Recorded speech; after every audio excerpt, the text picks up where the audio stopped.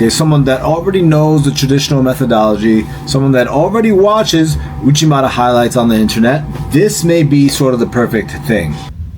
Hips go up, open the legs through this way. Uchimata concepts.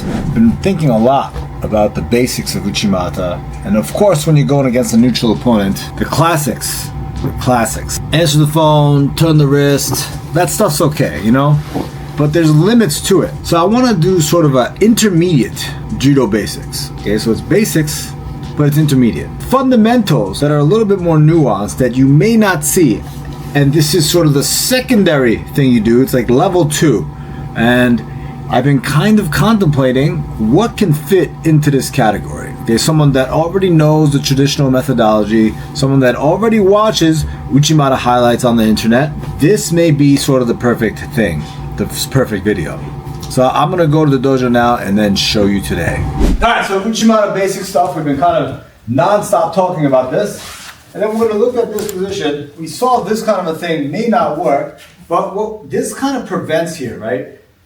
Ultimately is him to be able to retract his elbow down to the hip. Because if his elbow is retracted to the hip position, and then if I turn, this arm gets left behind, and even if he doesn't hip check, right? I'm feeding him my hip, and now from this position, it's very difficult to pull because of the position of my arm across my body, okay? So, I want to look for a position to open the hand, right, this way, and then instead of bringing it across this way, yes, the tension's going in this direction, but this may be enough to prevent him from retracting his elbow down to his hip. And then as I enter Uchimata look, I bring this hand across to my opposite hip.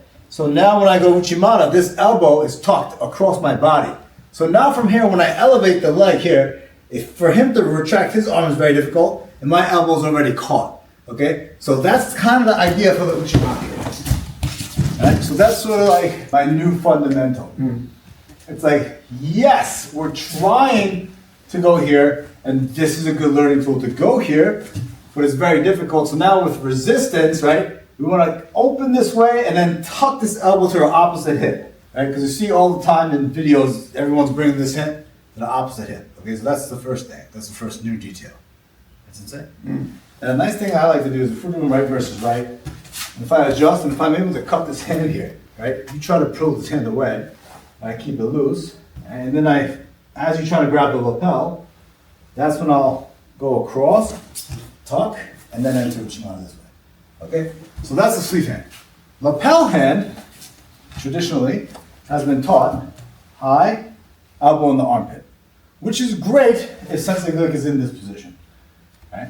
But it's very difficult. So if I'm able to pull this hand to the opposite hip, and his position is already somewhat forward here, right?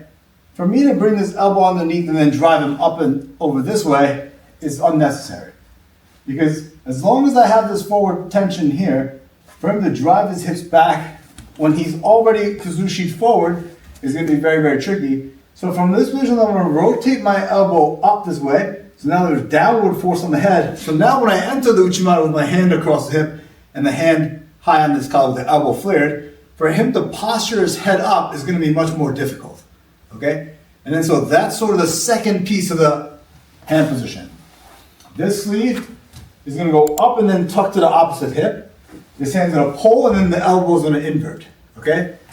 And the last piece, Sensei, is the legs. Right? So this is like intermediate fundamentals I'm trying to talk about. Completely different thing. No one's ever been taught this. Never before done. It's a brand new Uchimata. It shouldn't even be called Uchimata. It's called Higashi-mata. We're traditionally taught to go here and then swing this leg back in this direction. But if you look at all the great athletes, they open their hip this way. And because mechanically it's very difficult to get flexibility here. Unless you're a ballerina and then you're doing like an arabesque, right? But who has that mobility in their hips? Nobody. And you see a lot of great athletes coming in this direction here and then opening their hips this way because now it's a lot easier to cheat this leg higher because of the hip mechanics. Now I want to teach you that way. I'm going to pull, tuck this elbow gets inverted, and then as I'm entering through, look, I'm going to lift the hip to the side here.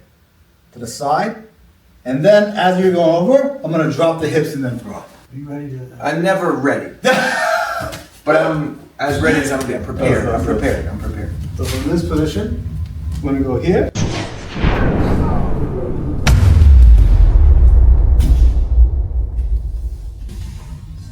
Good. And that's, I think, sort of a traditional Uchimata in a not so traditional way. More combat oriented, Randori taking into consideration our position this way, right? This is sort of Uchimata this way, right? And obviously there's a lot of variations here, you know? Taking this same concept, back stepping away from the Uchimata with the Kenken here, right? Guys follow this way through here and then attack here this way. And this is good too, look, because now I'm coming this way. Hips go up, open the legs through this way. And that's this. So much control.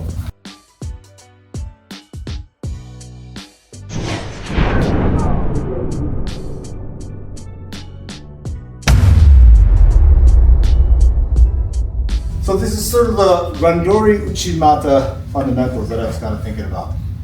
Do you have any tips, ideas? No, I mean, it's very difficult. I'm sure it's hard to see on the video, but it's just very difficult to feel, to see how it feels to be locked into some of these positions where add movement, add reactions, add footwork, and there's just so much for the uke to respond to. Like you're really, and once these positions get locked in, I think the arm position is just, you feel like you're falling before you even get lifted. So. Something like that.